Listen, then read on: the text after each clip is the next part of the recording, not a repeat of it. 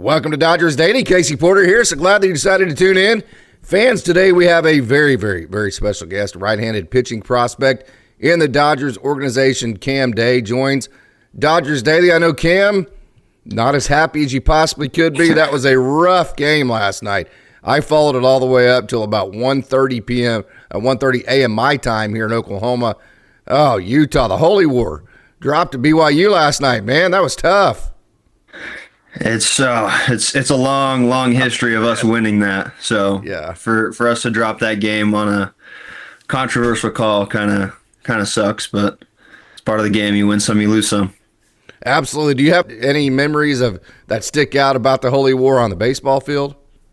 Oh yeah. I have a bunch of buddies who actually transferred to BYU from Utah, so there's a bunch of drama right now with that. But yeah, I remember my first game. I struck two guys out. I pitched one inning, and then the third guy that had gotten up hit a home run off me. I jammed him inside on a 95-mile-an-hour heater, and left center somehow got it there. But yeah. All right. So the first time that I got familiar with you, I was like, oh, wow, the quarterback there for Utah pitches too, right? His name Cam Rising. Did you and Cam Rising, you being the stud pitcher there at Utah, and then Cam Rising being the stud quarterback? Of course, he's hurt this year. Did you ever get mixed up with him before?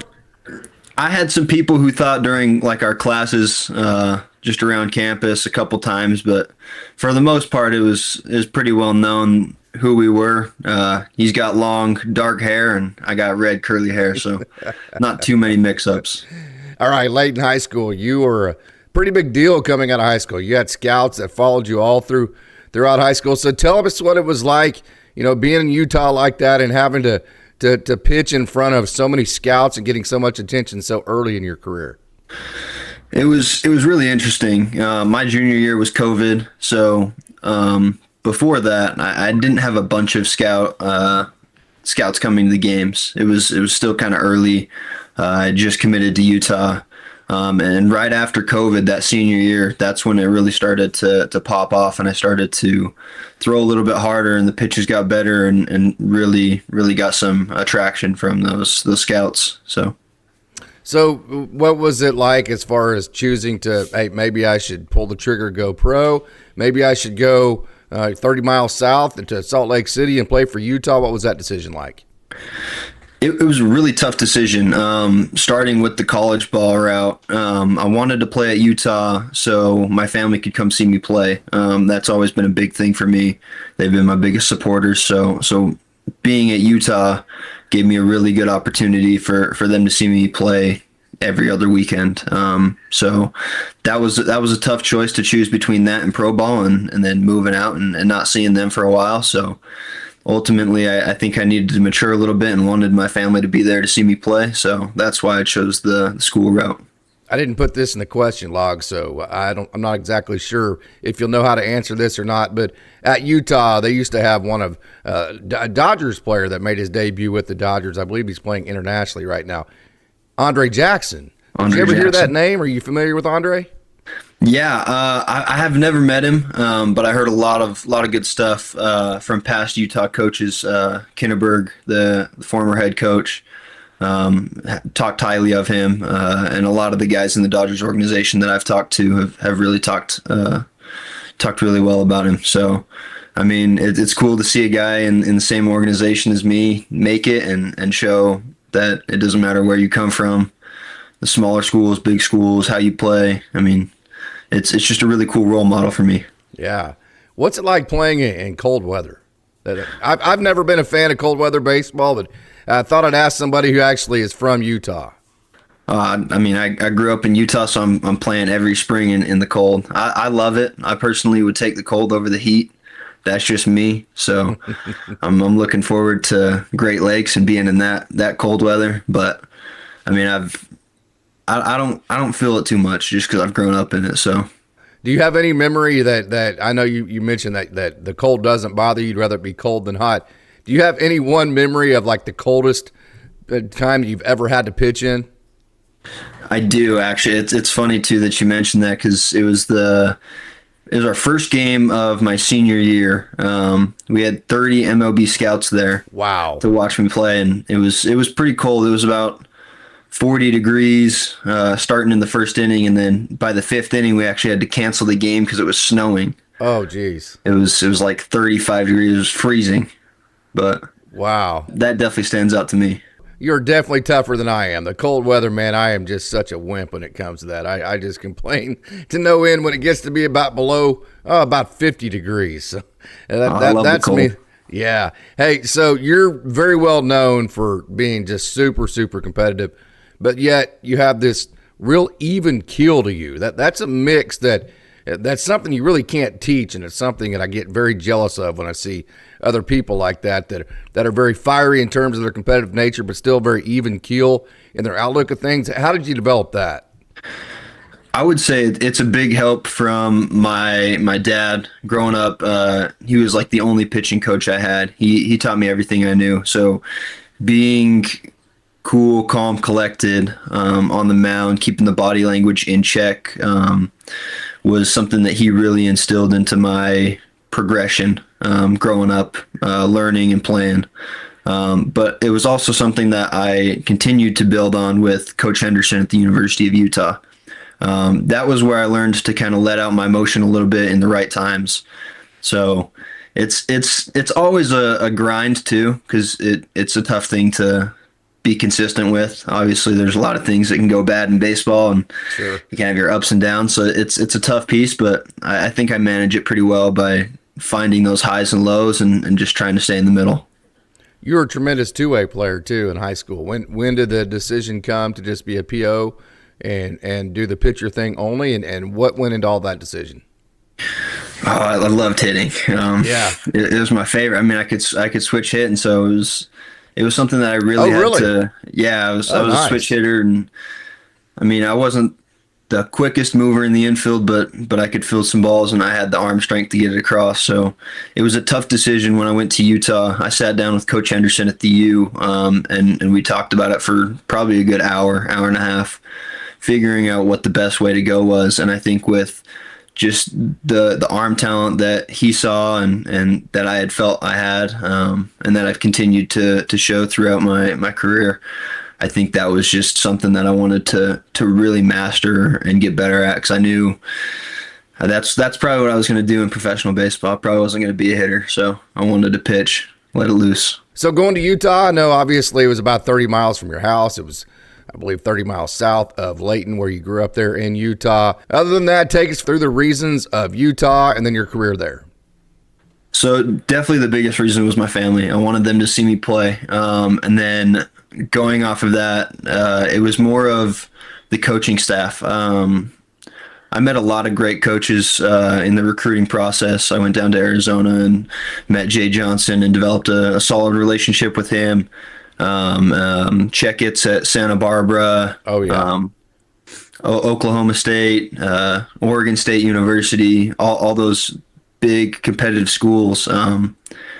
And Henderson at the University of Utah had coached at Oregon State, Kentucky, had been at Florida. So he'd been to these big schools in the conference of the SEC, and he had something that I wanted to learn from. A lot of guys were all focused on metrics or throwing the ball hard, and he was super into the location piece and executing. So I felt like that was something I really needed to build off of, especially if I wanted to play professional ball.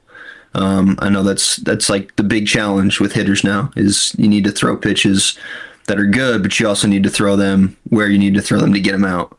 So that was something that I thought I could take advantage of, and was a big reason why I went to Utah. Did you ever get to go to an Ogden game back when the Pioneer League, the rookie league, was still kicking?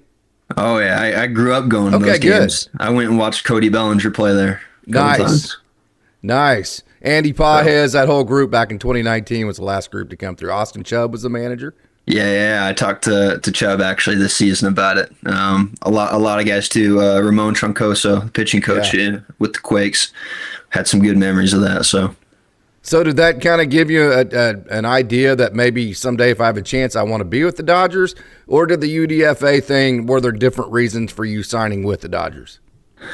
So the UDFA thing was mainly for the Dodgers. I was going to go back to school, and researching the Dodgers and knowing the history of the Dodgers, and actually hopping on a call with Rob Hill, the developmental pitching coach for the Dodgers. It was something that felt right just because of how good they are with improving players like me and really producing good pitching talent. And so when they had the belief in me to give me a contract, I couldn't pass it up. I just wanted to get started. You pitched a little bit in your short season in 2023. This last year was your first full professional season. Tell us how you feel like that went. It was definitely a big change from college ball. Playing the full summer and a long season, 146 something games. It went really, really well for my goals and what I wanted to achieve. Obviously, I wish some things could have been better here and there, but it was a really good learning experience for me. I met a lot of great coaches and players, and learned from them all. So I think going through the season, I would say it's very successful for me and setting me up for a good path next year and years on. You mentioned that. That's a good segue to my next question. Your last 5 outings, your ERA was right at 3, so you got better as the season went on. You finished with a lot of momentum. Talk about that, how it carried you into the offseason. I think it was really tough of a change at the first part of the season. There's a lot of changes mechanically, added a pitch, the cutter, really developed a lot of stuff as a whole. So I think just kind of settling down and finding that little groove and talking to pitching coaches and making those small little adjustments, and putting all that work in early season and off season of last year really kind of helped that click, which really just helped that end of the season, that little good stint for me. You mentioned Ramon Troncoso, as you guys call him, with Ogden back in the 2019s and before that. And he was your pitching coach, one of your pitching coaches there at Rancho. Him and Sean Coyne, talk about what it was like working with those two. Oh my gosh, they were incredible. Sean Coyne and Troncoso, Tronky, they know their stuff. And I think the best part about them is they were there to really improve everyone as a whole. I don't think I've met anyone that cared more about the game than those two, and more about improving and working on stuff to move up and get to the big leagues. They were a game changer in my performance. Yeah, your stuff is absolutely nasty. I mean, like the first couple of times I got to see you quite a bit at the professional level, is like, wow. I mean, your ball moves right, it moves left, your slider is Blake Trinan-esque, and I mean, it's a really good mix. You've been up to 99 miles an hour. But one question I wanted to ask you, your ball moves so much naturally. Sometimes is it hard to control? Oh, that's probably the biggest challenge I'm going through right now is sacrificing a little bit of movement for the command. I've got a really good natural ability to spin the ball, move the balls certain ways. So kind of finding the balance of movement versus location and execution is something that we're still working on and improving. Yeah, I was talking to Ryan Pepio about 2 or 3 years ago, right after his first stint at the major leagues, and he goes, you know what, I used to throw the TrackMan, and I'd throw this perfect pitch on the TrackMan, then I'd get there and they wouldn't swing at it, and it was ball one. I was like, well, that wasn't any good. Yeah. You kind of learn that as you go professionally, don't you? Oh, 100%. And I've actually been able to watch Blake Trinan and pitch after him when he was doing some rehab stuff in the ACL. So nice. I've been able to learn from those guys, similar pitch types, and kind of pick their brain. So we'll go through your mix here in just a minute. But to me, just your mix is going to be good enough to get any major league hitter out when you execute. It's going to come down to execution. So what types of things do you work on to master your execution, that part of the game for you? The big thing that the Dodgers preach and really push is first pitch strike, and racing to 2 strikes. There's been a lot of pitchers that I've talked to, and they say that's kind of the biggest thing that's helped them improve their game. So that's something that we're always working on, and I would say the biggest thing for me. River Ryan's another guy that kind of talked about that. I'm pretty sure in one of your interviews or something like that, but. Yeah, definitely the getting ahead, and managing those counts and managing the hitter's perspective and how you can get them to swing and chase and play off your own pitch types. So, of course, you grew up in the mountains there in Utah. So what other things did you grow up doing? I'm assuming skiing and all that kind of stuff. You grew up doing that kind of stuff? My family are big skiers. Okay. But I was the only one that didn't ski. Oh, really? Yeah. I was always playing basketball or fishing or hiking and camping. So those were kind of, other than baseball, those were the things I was doing. So if I wasn't on a baseball field, I was either on a court or on a lake. Yeah, I'm assuming you're a big jazz fan. I like the Jazz. I like the Jazz a lot. I kind of stay pretty neutral with my teams. I kind of just like to watch everyone compete. There's too many good players to pick one good team. Yeah, I remember the Stockton and Malone days very, very well. Then I remember back when Utah was in the national championship game under Rick Majerus there in the early 90s. Andre Miller was the point guard. They were really, really good. So I say all that to say you grew up in the mountains, but then you get your first affiliated ball last year in Rancho Cucamonga. So you look behind the outfield fence. You got these beautiful mountains behind you. Was there ever a time where you stopped and went, hey, I always knew I was good enough to do this, but wow, I am really pitching in the professionals with the Dodgers right now? Did you ever have that moment? Yeah, I mean, even just in Arizona, when I first got there, being around all the players and all the coaching staff, it was just a big moment for me there. And then each level, I'm sure I'll have those moments, but seeing all the coaches and players from around the country, the big names that come down to do some rehab starts with us in Rancho that was probably the point where I was like, wow, I'm really here and I'm really doing what I wanted to do and what most people dream of. So, did you get to talk to Buehler when he was down there? Yeah, I talked to Buehler. I talked to Kershaw.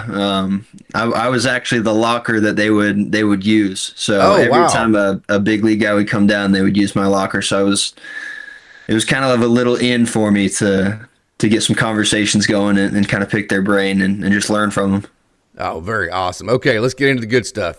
Your pitch mix. You've been up to 99 miles an hour. Yeah. You have the two seam that turns right a lot. You have the four seam that sometimes can cut a little bit. Maybe I confuse that with actually the cutter you mentioned. So take us through your pitch mix. Yeah, so the main fastball I throw was the two seam. I can manipulate it to sink a little bit more or run, and then I've got the four seam that I learned when I got here with the Dodgers. Oh, really? Yeah, I didn't have a four seam before that. I was only throwing two seams, so that was kind of an adjustment. But yeah, it does cut a little bit sometimes. Yeah. But it's similar to the cutter too, because I can throw the cutter from 88 to 92, which is another pitch that I learned with the Dodgers. Pitch. Yeah, and then I've got a slider and a changeup. You can throw the two-seam cutter, and if you're throwing strikes with it, I think you can get through a lineup 3 times just with those two pitches if it's on that day. Oh yeah. It's super nice for me because I've got a good amount of pitches that I'm pretty comfortable with. The sliders is probably my best chase pitch and get them out pitch. The changeup, I can throw that to both sides. So I'm very fortunate to have a couple pitches. So the sequencing part of it, I mentioned, hey, your two seam and your cutter, great pitches, along with your four seam that cuts a little bit. Yeah. So how do you handle your sequencing every day? Is there, being in the minor leagues, there is a process to it, but yet it's a mix between process and results. So do you ever go out there and you say, hey, if I can just get through this lineup with these two pitches, I'm going to stick with that? Or do you make it a point to make sure to get everything that you throw? So for me, they go by pitcher. A lot of pitchers have different strengths and weaknesses, and so for me, my strength is the two-seam fastball. So pounding the zone early with that and getting hitters uncomfortable is where I like to start off in my process, and I like to make them expand the zone. So fill up the strike zone as much as I can, and then build off of that. If I can establish the fastball on both sides of the plate, the sinker, like the two seam fastball and the four seam, the one that's going to go straight, I can manage a lineup 1, maybe 2 times with just the fastball. So I think using the least amount of pitches I can up until we get into later innings, 3, 4, 5, is where I find the most success in my process. I'm always curious to ask each individual pitcher. It seems like it's different for every pitcher. How much ownership do they give you of your sequencing?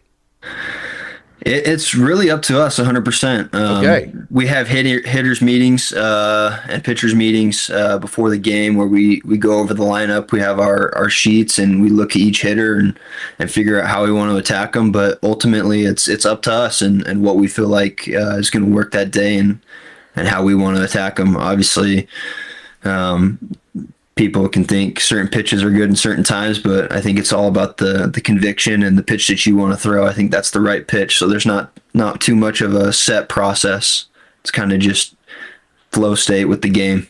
Yeah, and Rancho went through so many catchers this year. They're also very talented. Does that kind of add an element of difficulty to it? Not having the same guy every time, maybe?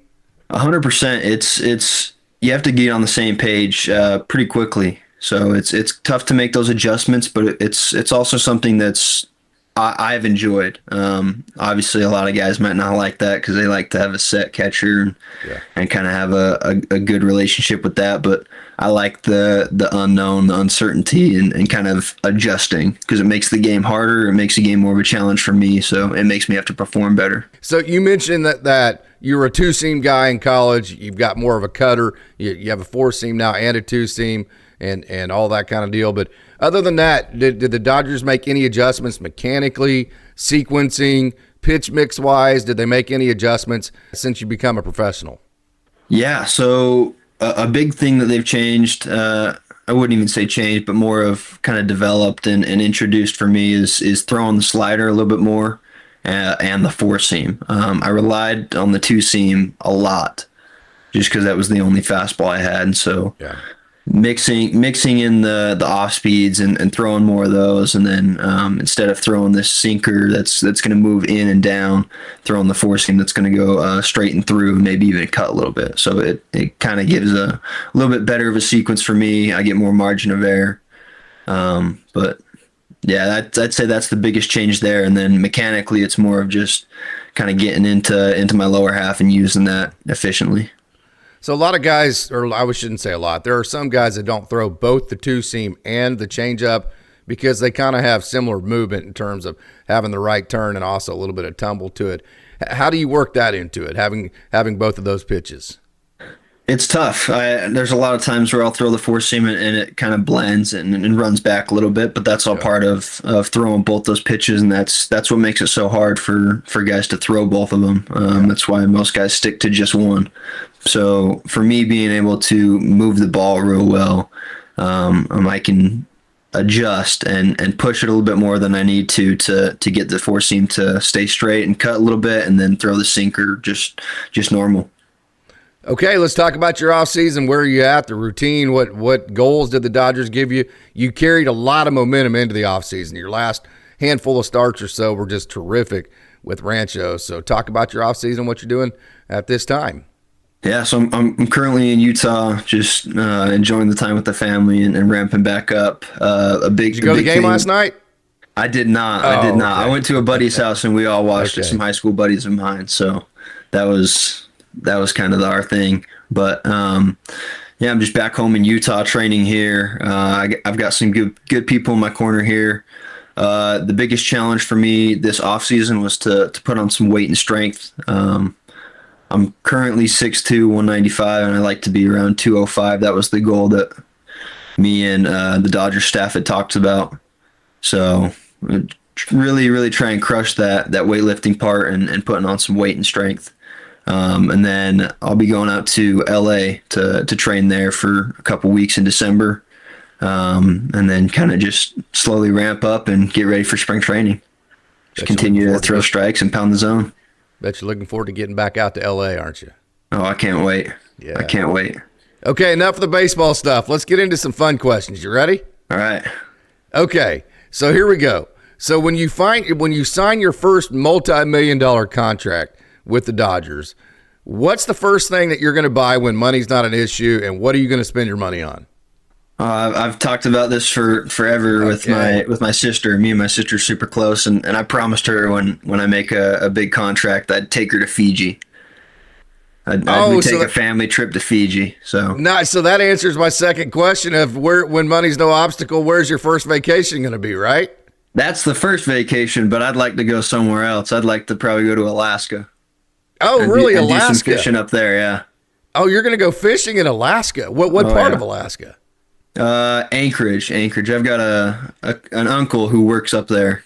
He pilots boats, and so do some good fishing up there with him. Is the first vacation I want to take.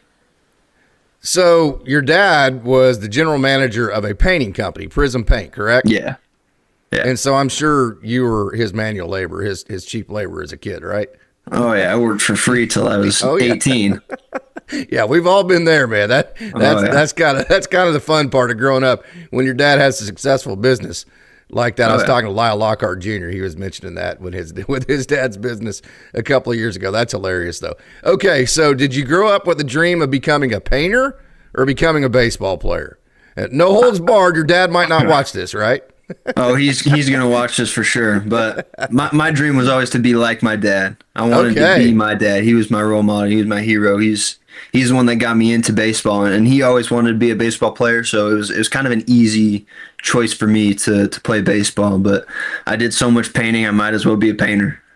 All right, very good, very good. So whenever you make your first multi-million, you can go buy all the supplies and maybe make your own painting company, right? Oh yeah, I mean, I probably won't go make a company to paint, but I'll definitely paint my own house, and me and my dad will work on that together for sure.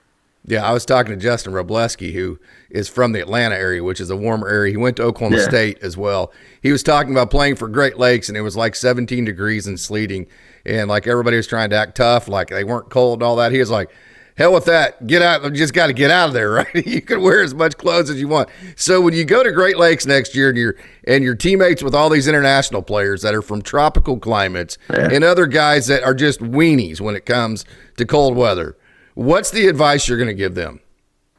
Don't try and act warm. That's how you know it's fake right there. Yeah, it's going to be cold and you're going to be cold, but you just kind of got to deal with it. Definitely some hand warmers too. Can't forget those. Got to have the essentials. Here is my last question, one of my last fun question here for you, Cam Day. I appreciate you joining. I've taken a lot of your time. This has been a wonderful honor for me.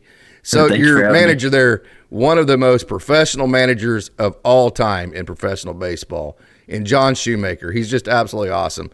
So my question for you is, have you ever seen him out of uniform? Oh my gosh. I showed up on the first day and he was in uniform when we were putting our lockers in. Yeah. Like putting all of our stuff in our locker. We hadn't even played a game. We didn't have a practice. He was in uniform ready to go.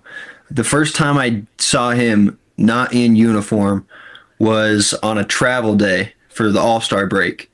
I had come in to grab a few things the next day when we were supposed to leave, and he had just left. So I saw him in his street clothes for maybe 30 seconds. So like 30 seconds your whole entire career this last year. That's amazing. It's pretty unreal. So the culture that the Dodgers have, I talk about all the time. How you got to be a better player than you are person, and you know that humble confidence that we talked about that you have. They build that in guys. And I firmly believe that it all begins with John Shoemaker teaching these young players how to become a Dodger. Would I be correct there? I think you got it right on the money. Shoemaker, he's probably the best guy you could have at an affiliate like that in all of baseball. I think he's one of the greatest coaches I've had, not just for the baseball IQ, but just for the winning mentality and the guy to be there and give the energy of I want to be here and this is what I'm doing and I'm going to give it 100%.